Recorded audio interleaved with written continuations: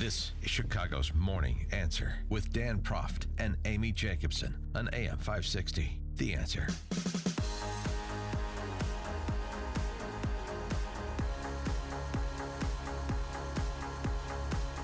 Good morning, Dan and Amy. And this news yesterday, CNBC reporting that German automakers proposing to end the EU's 10% import tax on U.S. cars.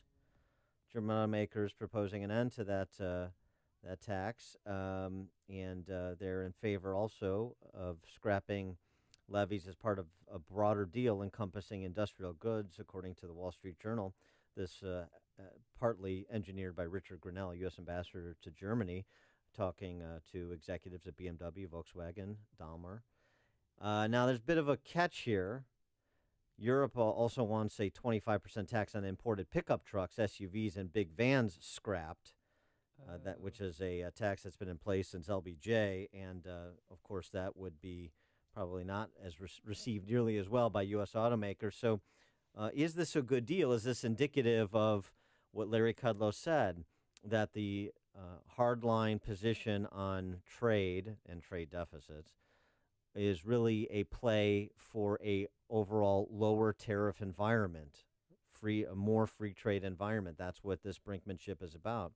For more on this and to help us answer that question, we're pleased to be joined by our friend, the Godfather. He's Rick Santelli, CNBC on-air editor. Rick, thanks so much for joining us. Appreciate it.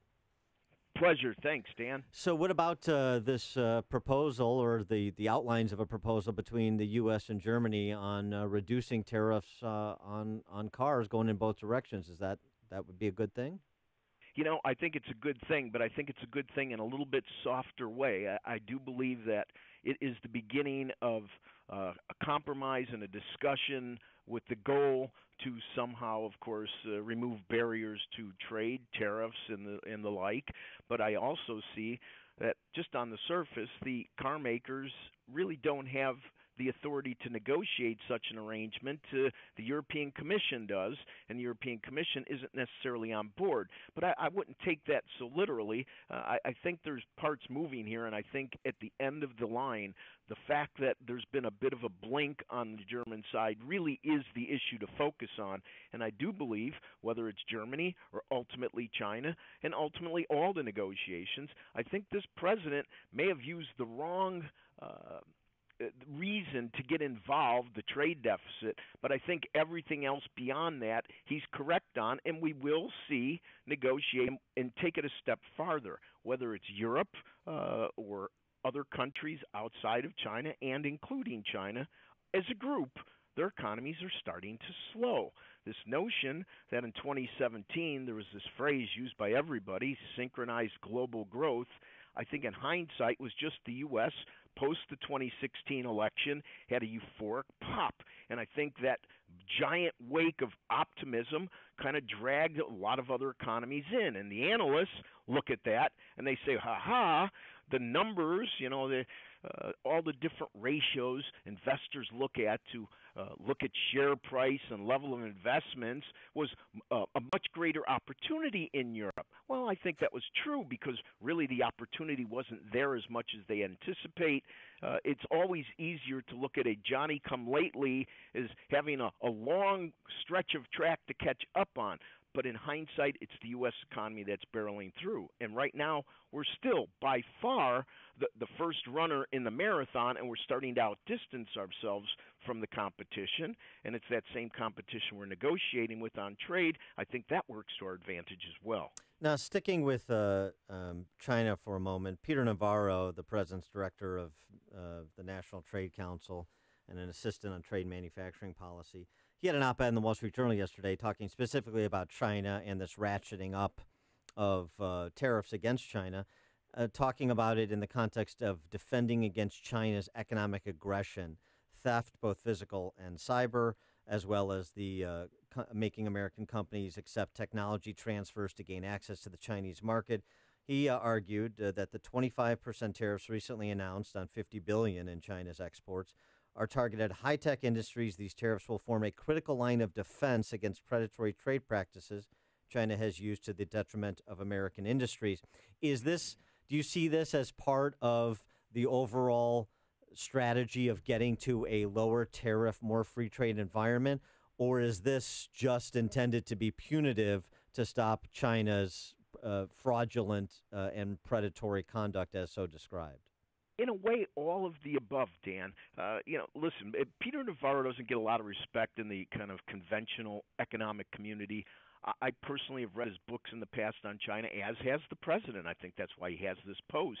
And boy, I'll tell you what, this is not an easy issue, but I happen to think that what China is doing in a long macro view will be detrimental, and it'll especially be detrimental should they take a superior position in technology, in IT. They have relationships with colleges and universities where they put seed money for various programs to study and create new products.